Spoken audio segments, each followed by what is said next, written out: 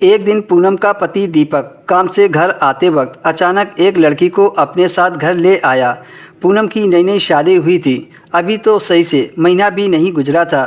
पूनम का पति कहने लगा, पूनम तुम अकेले काम करके थक जाती हो, इसलिए मैं तुम्हारे लिए काम वाली लेकर आया हूँ। ये पहले मेरे दोस्त के घर पर काम करती थी, लेकिन मेरे दोस्त ने अब इसे निकाल दिया है और इस बेचारी के पास कोई ठिकाना नहीं है, इसलिए हम इसे घर में ही रखेंगे।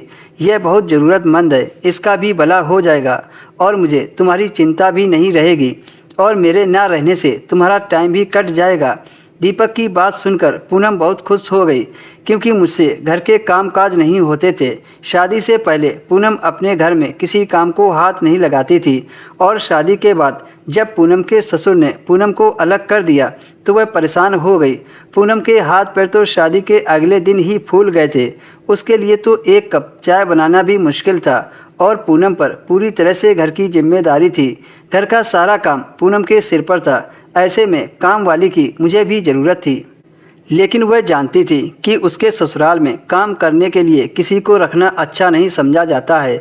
इसलिए पूनम यह बात खुद से अपने पति से नहीं कह पाई थी और अब तो दीपक खुद ही एक काम वाली ले आए थे। तो पूनम ने बिना कोई सवाल किए दीपक से कहा कि मुझे कोई ऐतराज़ नहीं है। दिल ही दिल पूनम बहुत खुश हुई थी।